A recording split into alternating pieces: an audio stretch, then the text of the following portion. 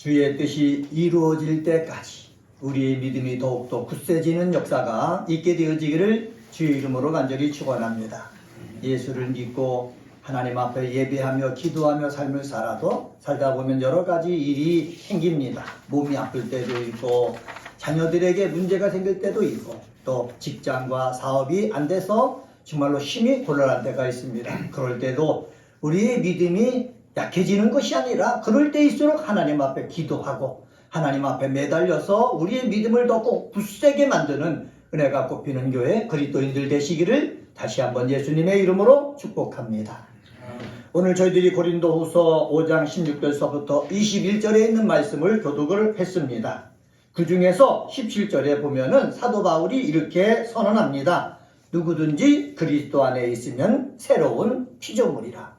사도 바울이 깨달은 것이 있어요. 그것은 바로 뭐냐? 예수 안에 있으면, 예수 그리스도 안에 있으면 새로운 피조물이 된다는 것을 사도 바울이 깨달은 거예요. 이 깨달은 바울이 고린도 교회에 두 번째 편지를 보내면서 이렇게 말합니다.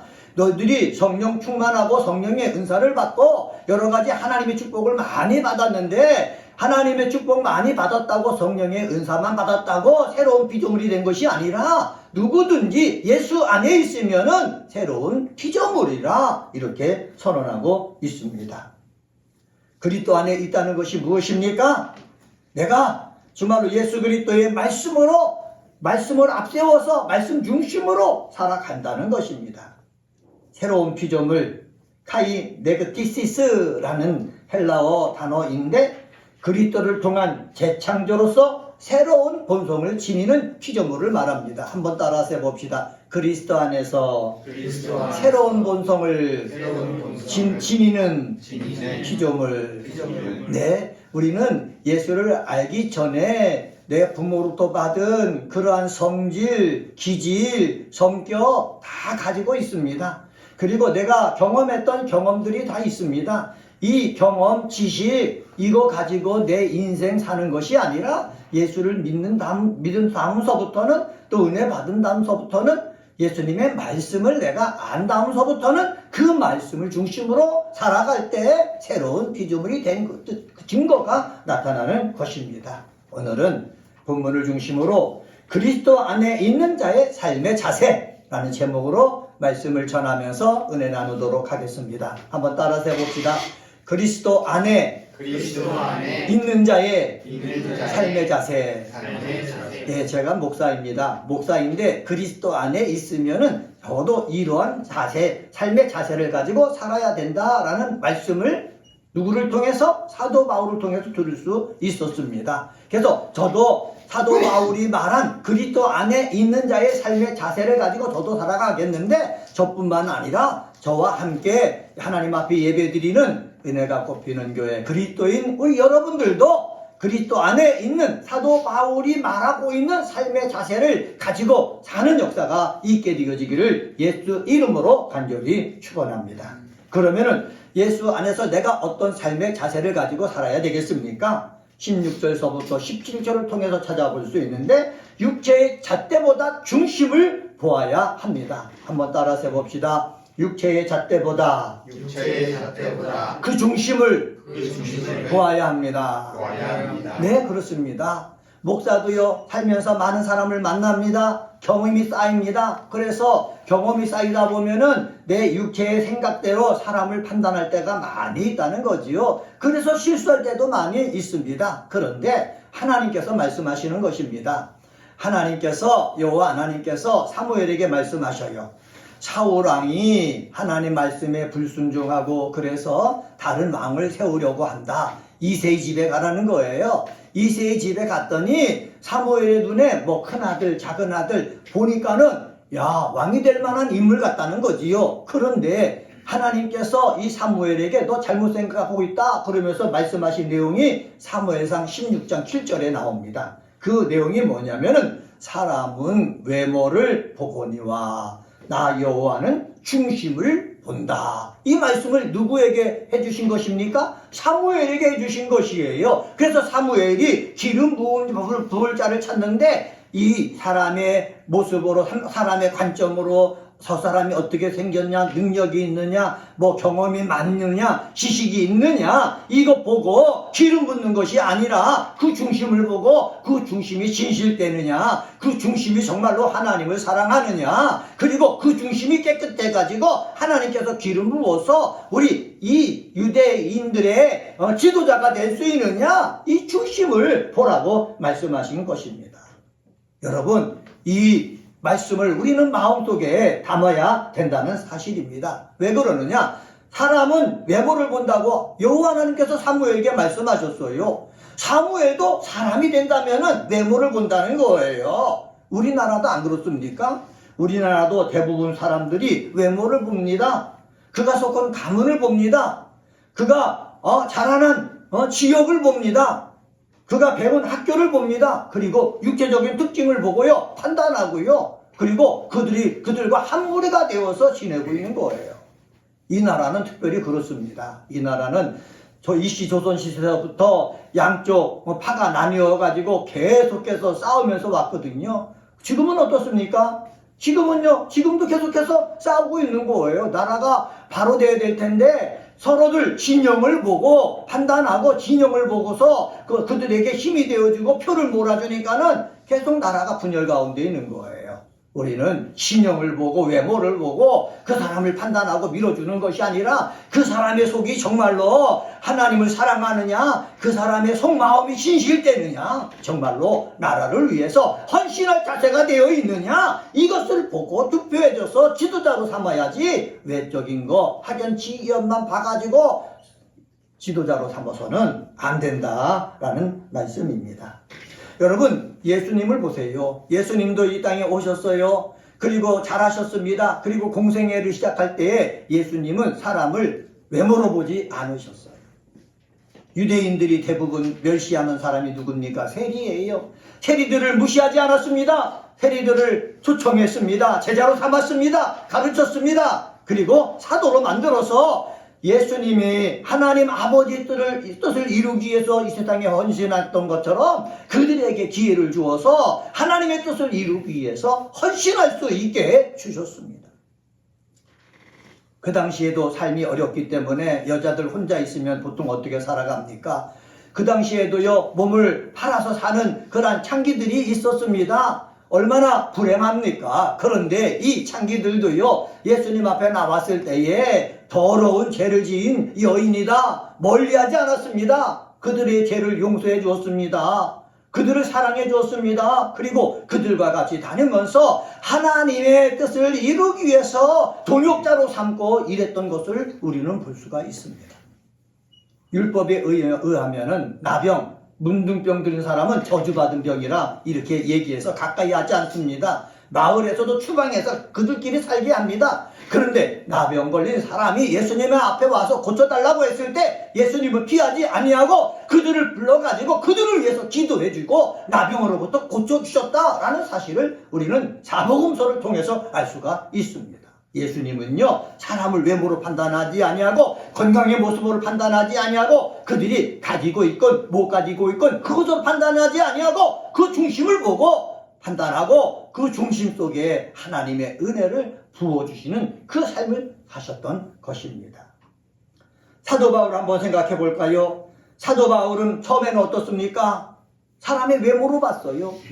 사도 바울이 이 세상에 날 때 8일 만에 할례 받은 사람 아닙니까? 유대인 중에 유대인 아닙니까? 그러면서도 로마 시민권을 가진 사람입니다. 그리고 집안이 정말로 가문이 괜찮아서 가말리 문화에 들어가서 유대교에 대해서 열심을 다하여 배웠던 사람입니다. 이 사울이었을 때에 유대교 율법에 의해서 예수와 예수를 믿는 교회들이 정말로 율법에 어긋나는 일을 한다고 생각해가지고 예수를 핍박하고 그리고 교회를 핍박하러 찾아다녔던 사람이 누구예요? 사울입니다. 사울이 나중에 고백한 거예요. 내가 육체적인 외모로 보고 판단했을 때는 예수가 잘못되었다, 교회가 잘못되었다라고 생각을 했는데 다메섹 도상에서 예수님을 만난 이후에 내가 육체적인 것만 보고 겉모습만 보고 판단했던 것이 너무나 잘못됐구나 라는 것을 깨닫고 나는 이제부터는 어떻게 해요? 육체의 잣대로 사람을 보지 않겠다 이렇게 선언하고 있는 것입니다. 16절 말씀 보세요. 16절에 보면 이렇습니다. 그러므로 우리가 이제부터는 어떤 사람도 육신을 따라 알지 아니하노라. 비록 우리가 그리스도로 육신을 따라 알았으나 이제부터는 그와 그같이 알지 아니하노라. 이제부터는 어떤 사람도 육신을 따라 알지 않는다라고 사도 바울이 고백하고 있습니다. 사도 바울이요 복음을 증거하다가 오네시모라는 사람을 만났습니다. 오네시모가 예수를 믿은 거예요. 예수를 믿고 기도 생활합니다. 성령을 받습니다. 그리고 바울을 도와가지고 선교 사역하는데 큰 힘이 되는 것입니다. 근데 오네시모가 나중에 고백을 하는 거예요. 나는 빌레몬의 노예였다. 근데 빌레몬의 재산을 내가 훔쳐가지고 도망왔다가 내가 당신을 만나서 예수를 믿게 되었다 라고 고백을 한 것입니다. 고백을 들어보니까는 이 빌레몬, 이 오네시모의 주인이었던 이 빌레몬을 누가 또 알고 있어요? 바울이 알고 있는 거예요. 그래서 편지를 쓴 것이 빌레몬입니다. 이 오네시모라는 사람이 너의 노예였는데 너의 재산을 갖고 도망왔다가 나를 만나서 예수 믿는 사람이 되었다. 예수 믿는 사람이 되어서 내가 그 사람을 보니까는 그 사람이 자기의 신분을 고백해서 노예로 보이는 것이 아니라 예수를 바로 믿고 그리고 사역을 도와주고 그 심성이 새로 변화된 것을 내가 경험했으니까는 너도 이 오네시모를 용서해 줬으면 좋겠다 라고 편지를 보냈습니다. 그 편지를 받고 이 빌레몬이 어떻게 오네시모를 용서하고 같이 복음을 증거하는 동역자로 삼지 않았습니까? 여기서 바울이 깨달은 거예요. 노예이지만은 돈을 가지고 훔쳐서 죽을 수밖에 없었던 죄인이지만은 예수를 믿고 성령을 받으니까는 그의 속사람이 변화되어 가지고 하나님의 일꾼이 되더라. 그래서 이전에는 어떻게 살았던지 이전 사는 방법에 따라서 그 사람을 판단하지 아니하고 지금 현재 정말로 말씀 붙잡고 새롭게 살아가는 그 사람을 판단하겠다고 누가 얘기하고 있습니까? 바울이 얘기하고 있는 거예요. 저는 이 바울의 이 말을 저는 우리들이 따라가기를 간절히 소망합니다. 예수를 알기 전에 은혜 받기 전에는 우리의 육체를 따라 살아갑니다. 대부분 자기의 경험을 가지고 살아갑니다. 그런데 예수를 알고 은혜를 받아갖고 내가 잘못 살았다는 것을 내가 알고 여기서 되돌아서서 새로운 삶을 살아갈 때 그때 우리는 어떡합니까? 너는 옛날에 이런 죄를 저지른 자였지. 너는 이런 나쁜 자였지. 과거를 보지 말고 이제부터 변화된 그 삶을 보면서 우리는 나가야 된다는 거예요. 그래야 교회가 복이 되는 것입니다. 그래야 죄인들도 이 교회에 와서 새로운 삶을 살고 신나게 살고 기쁘게 살고 목표를 향해서 다른 박질에서 사는 것입니다. 이렇게 소망적으로 긍정적으로 새로운 표대를 향해서 다른 박질에 나갈 수 있도록 응원해주는 우리 귀한 은혜가 꽃피는 교회 그리스도인들 되시기를 주의 이름으로 간절히 축원합니다. 그래서 사도 바울은 17절 하반절에서 이렇게 선언합니다. 이전 것은 지나갔으니 보라 새 것이 되었도다. 한번 따라서 해봅시다. 이전 것은 지나갔으니 보라 새 것이 되었도다. 여러분 그렇습니다. 이전 것은 지나갔다고 우리는 여겨야 되는 거예요. 이전의 것에 붙잡혀서는 안 돼요. 제가 마음 아픈 일들을 경험한 적이 있습니다. 대학교 때 CCC 활동을 하면서 함께 복음을 전했던 우리 형제들이 있거든요. 그 형제들 중에서 마음이 약한 사람이 있었어요. 이 마음이 약한 형제에게 우리가 예수를 믿고 나의 죄를 다 자백하고 그러면 예수님이 내 죄를 깨끗하게 해주었다. 이것을 믿어야 된다. 이 믿음을 굳세게 해야 내가 이 세상에서 승리할 수 있다. 라고 자꾸 가르쳐주고 권면해주고 응원해줬고 그랬거든요. 그런데 이 형제는 되돌아서면은 자꾸 의심하는 거예요. 난 큰 죄를 지었는데 내 죄가 어떻게 용서받았느냐? 나는 용서받지 못했다. 계속 죄 짐에 눌려가지고 지내는 것을 봤습니다. 불행한 거예요. 우리는 죄짐에 눌려서 지내는 사람이 아니라 나의 죄를 예수께서 십자가에 달려 죽으시면서 다 용서해 주셨다. 이 확신을 가지고 여러분, 나는 새 것이 되었도다 주장하면서 지내가는 믿음의 사람이 되시기를 주의 이름으로 간절히 축원합니다. 여기서 새 것이 되었도다 라는 것을 헬라어 문법적으로 보면 완료형이에요. 내가 지금 이 육체의 모습 그대로 가지고 있었지만은 예수 안에서 은혜를 받은 그 순간서부터 우리 주님은 새 것이다 라고 선언하신다는 사실이에요. 주님이 선언해 주셨는데, 내 죄를 판단해 주시는 주님이 선언해 주셨는데, 나는 그 판단을 받을 수밖에 없는 그러한 죄인인데 자꾸 나는 아직도 죄인이야, 나는 천국에 갈 수 없어, 나는 예수의 자녀가 될 수가 없어, 은혜 받을 수 없어, 사랑받을 수 없어, 아직도 이렇게 해서는 안 된다라는 사실 꼭 기억하시기를 주의 이름으로 간절히 축원합니다.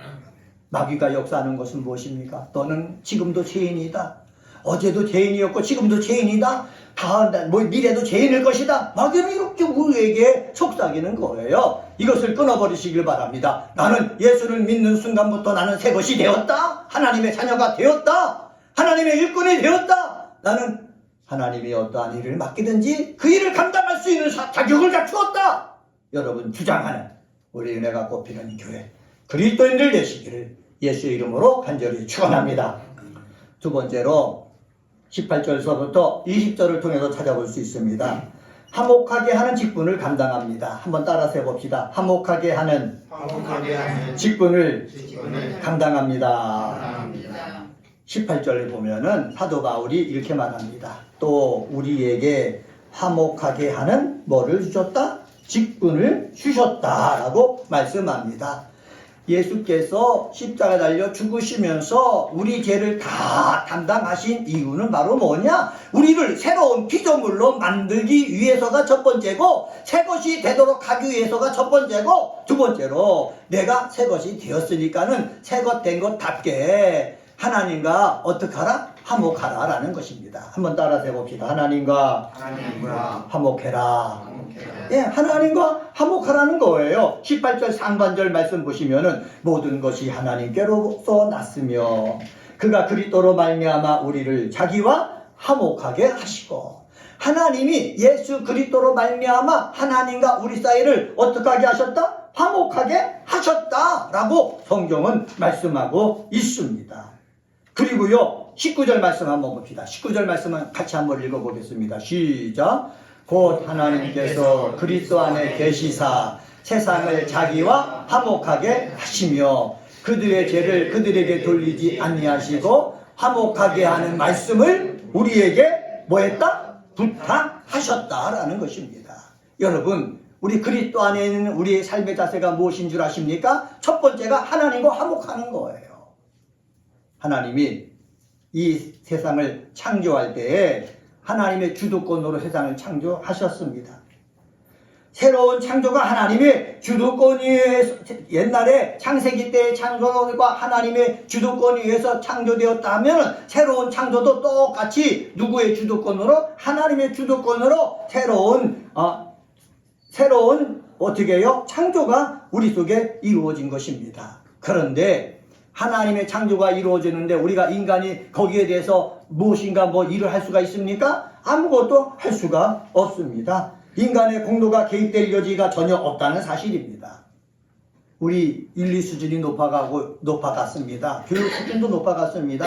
이전에 제가 대학교 다닐 때 그때 학자들이 보통 이랬습니다. 많은 사람이 대학에 나오게 되면은 이 나라에, 이 세계는 살인도 없어지고 잘못하는 것이 없어질 것이다, 이렇게 얘기를 했습니다. 그런데 이 한국 땅에도 예수를 믿고 그리고 대학을 졸업한 사람 숫자가 엄청나게 늘어났습니다. 그런데 그가 저지른 범죄를 보면은 이전보다 더 심한 범죄를 저지르고 있는 것입니다. 여러분, 인간이 많이 배운다고 선해지느냐? 아닙니다. 여러분, 인간의 힘으로는요, 옛사람을 벗어버리고 새롭게 될 수가 없는 거예요. 지금은요, 오히려 사람들이 마약에 빠져버립니다. 폭력에 빠져버립니다. 음란 속에 빠져버립니다. 도박 속에 빠져버립니다. 삶이 엉망으로 되어져 가는 거예요. 옛날에는 목표를 가지고 땀을 흘리면서 밥을 굶더라도 힘들더라도 열심을 다해 삶을 살았는데, 요새는 열심을 다해 사는 것보다도 편안하게 쾌락을 누리면서 살기를 원하는 것이 세상이 되었다라는 사실입니다. 여러분, 새롭게 되는 것은 인간 주도적으로 될 수가 없는 거예요. 그렇기 때문에 하나님께서 독생자인 예수님을 이 땅에 보내셔서 우리의 죄를 짊어지시고 죽게 하신 거예요. 죽게 하신 이유가 무엇입니까? 너희들 죄로 가득한 사람이지 않느냐? 아담과 하와가 에덴 동산에 있을 때 하나님의 말씀에 불순종해갖고 너희들 죄의 끈인 너희들을 붙잡고 있지 않느냐? 이 죄의 끈 불순종 때문에 하나님과의 관계가 멀어지지 않았지 않느냐? 하나님과의 관계가 원수 관계에 있지 않느냐? 이 하나님과의 관계가 멀어졌는데 이 관계를 갖다가 어떻게 해야 된다? 예수께서 서먹서먹한 것을 다 해결했으니까는 하나님과 먼저 화목하는 삶을 살아라 라고 말씀해 주신 거예요. 이것을 예수님이 십자가 달려 죽으심으로 직접 보여주신 거예요. 예수님이 십자가에 달려서 하나님과 화목하라 라는 것을 보여주셨으니 우리도요 늘 하나님과 어떤 삶을 살아야 돼요? 화목한 삶을 살아야 되는 것입니다. 하나님과 화목한 삶을 살기 위해서 우리는 하나님 말씀을 들어야 되는 것입니다. 여러분, 아침마다 매일 성경 말씀을 보내주지요. 여러분, 시간 있을 때마다 읽어봐야 돼요. 화장실에서도 읽어봐야 돼요. 잠시 이 시간 있을 때 그 말씀을 묵상해야 돼요. 그래서 하나님과 나의 관계를 다시 되돌아보는 그 모습이 우리 속에 있어야 되는 것입니다. 그리고 하나님 앞에 나의 문제를 얘기해야 되는 것입니다. 그리고 내 문제에 대해서 하나님은 어떻게 하시는지 들어야 되는 것입니다. 우리는 하나님과 화목한다고 해놓고 내 얘기만 하고 나가니까 하나님과 화목할 수가 있습니까? 하나님의 뜻을 들을 수가 있습니까? 못 듣는다는 거예요. 은혜가 뽑히는 교회에 와서 믿음 생활하는 사랑하는 그리스도인들은 여기서 예배를 드릴 때마다 하나님과의 관계에 맺혔던 것이 없고 막혔던 것이 없고 서먹서먹한 것이 없어지고 화목한 관계 되어지기를 주의 이름으로 간절히 축원합니다. 예배자에 나왔을 때 마음이 환해지고 편해지고 얼굴이 맑아지는 그 모습이 여러분 속에 있게 되어지기를 주의 이름으로 간절히 축원합니다. 그리고 하나님과의 관계가 회복하면은요, 화목되면은요, 하나님께서 말씀하시는 것입니다. 우리에게 화목하게 하는 뭐를 주셨다? 직분을 주셨다는 거예요. 한번 따라서 해봅시다. 화목하게 하는 직분을 주셨습니다. 화목하게 하는 직분을 받았으면은요, 내가 싫어도 해야 되는 것입니다. 그래서요, 내 가정에서도요, 항상 화목한 것이 아니지 않습니까? 항상 기쁨과 감사와 즐거움, 행복이 넘치는 것 아니지 않습니까? 껄끄러운 것들이 있잖아요. 근데 나는 직분을 받은 거예요. 화목하게 하는 직분을 받은 거예요. 그러니까 직분을 어디에서? 가정에서 감당해야 되는 거예요. 그리고 직장에서도요, 여러 가지, 서로 관계가 서먹하고 원수된 일이 많이 있잖아요. 우리는 화목하게 하는 뭐를 받았어요? 직분을 받은 거예요. 그래서 직장에서도요, 껄끄러운 것들이 없어지도록 화목할 수 있도록 나는 거기에 징검다리가 되어줘야 되는 것입니다. 그래서 우리는 화목하게 하는 직분을 받았다는 사실을 잊지 않고 삶을 살아야 되는 것입니다. 또 세상에는요, 하나님과 화목하지 못한 사람들이 많아요. 예수를 모르는 사람들이 많아요. 예수를 싫어하는 사람들이 많아요. 그런 사람들로 하여금 하나님과 화목하게 할 수 있도록 우리는 직분을 받았기 때문에 그들에게 뭐를 전해야 되는 거예요? 복음을 전해야 되는 거예요. 예수를 믿어야 된다. 예수를 믿어야 하나님의 죄를 용서받을 수 있다. 예수를 믿어야 저 천국에 갈 수 있다 하면서 화목하게 하는 직분을 받아서 세상 사람들에게 자꾸 전해줘야 되는 것입니다. 이렇게 화목하게 하는 직분을 받은 것 가지고 여러분 화목하게 하는 믿음의 사람이 되기를 예수의 이름으로 간절히 축원합니다. 성 프란체스코가 주여 나를 평화의 도구로 써주소서 사용하여 주시옵소서라는 시를 썼습니다.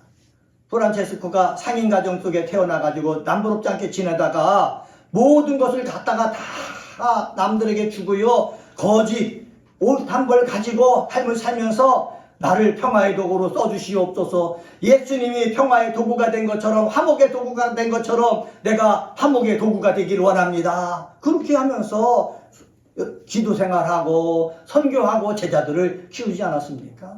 여러분, 그 노래 가운데 여러분 아실 거예요. 주여 나를 평화의 도구로 써주소서. 미움 있는 곳에 사랑을 다툼이 있는 곳에 용서를, 분열이 있는 곳에 일치를, 의욕이 있는 곳에 믿음을 심게 하소서.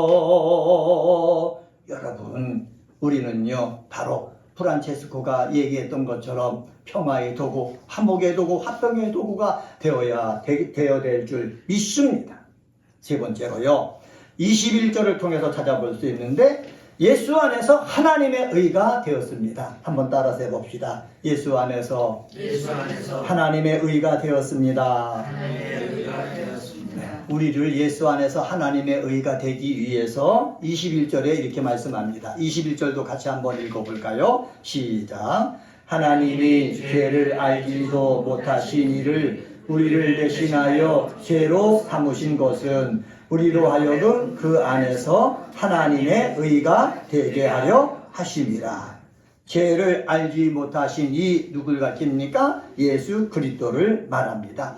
예수님은 무죄하신데, 무죄하신 예수님을 십자가 달려 죽으신 것은 내 죄를 예수님이 감당하시고 죽게 하셔서 내 죄 문제를 해결해 주신 것이다, 이렇게 말씀하신 것입니다. 예수님이 십자가에 달려서 내 죄를 다 대신 가지시고 십자가에서 대속하여 죽으셨으니 우리는 하나님 앞에 뭐가 되는 것입니까? 뭐가 되신 것입니까? 의가 된 것입니다. 나는 이전에는 하나님 앞에 죄인이었어요. 어둠 속에 있을 수밖에 없었어요. 그런데 나는 하나님 앞에 의가 되었다. 하나님 앞에 의가 되었다라는 말은 뭐냐? 하나님께서 의롭다고 나를 불러주신다라는 거예요. 이것이 신학적인 용어로 뭐라고 그러냐면 칭의라고 그래요. 한번 따라서 해봅시다. 칭의.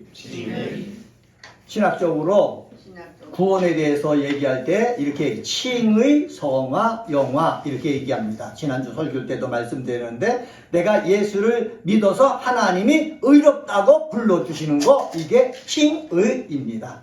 그리고 예수를 믿어서 하나님이 의롭다고 해주셔서 의롭게 되려고 내가 믿음 생활하고 말씀대로 살려고 해나가는 모습이 성화라고 그럽니다. 그리고 예수님이 다시 오실 때 우리 몸이 영화롭게 변화되는데 이것을 영화라고 합니다. 우리의 구원은 칭의와 성화를 거쳐서 영화롭게 되는 것이 우리의 구원의 모습입니다. 내가요 그리스도 안에 있잖아요. 그리스도 안에 있으면은 하나님께서 나를 어떻게 하신다고요? 너는 하나님의 의다. 다시 말하면 하나님께서 의롭게 하셨다. 이렇게 어떻게 해요? 선언해 주신다는 것입니다. 한번 따라서 해봅시다. 하나님께서 나를 의롭다고 법적으로 선언해 주셨습니다.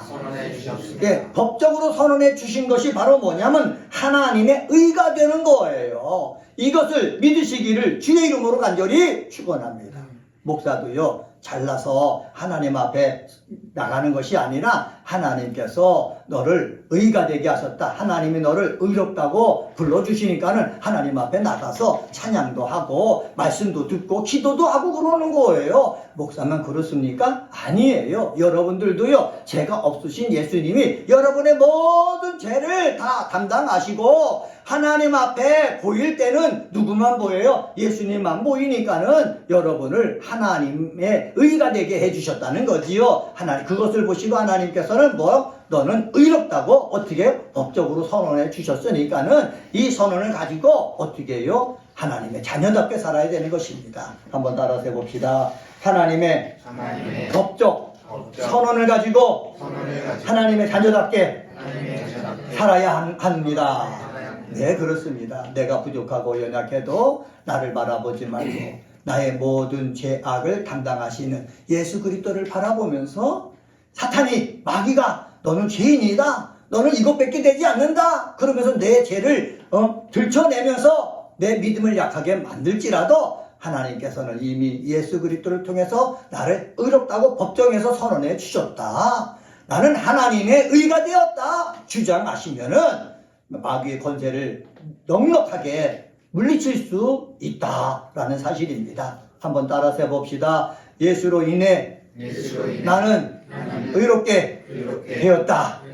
이것을 선언할 때 귀신도 떠나가고 정말 귀신 때문에 온 질병도 떠나가게 되어지고 나의 삶의 혼란과 어두움도 떠나가 버릴 것입니다. 이 확신이 저와 여러분 속에 있게 되어지기를 주의 이름으로 간절히 축원합니다. 오늘은 고린도후서 5장 16절서부터 21절에 있는 말씀 가지고 그리스도 안에 있는 자의 삶의 자세라는 제목으로 말씀을 전했습니다. 그리스도 안에 있는 자의 삶의 자세는 바로 뭐냐? 육체의 잣대보다는 그 중심을 봐야 된다. 그리고 화목하게 하는 직분을 내가 어떻게 감당해야 된다. 그리고 예수 안에서 하나님의 의가 되었다는 이 확신을 가지고 이 세상에서 승리해야 된다 말씀드렸습니다. 이러한 귀한 은혜가 우리에게 적용되어지기를 주님의 이름으로 간절히 축원합니다. 기도하십니다.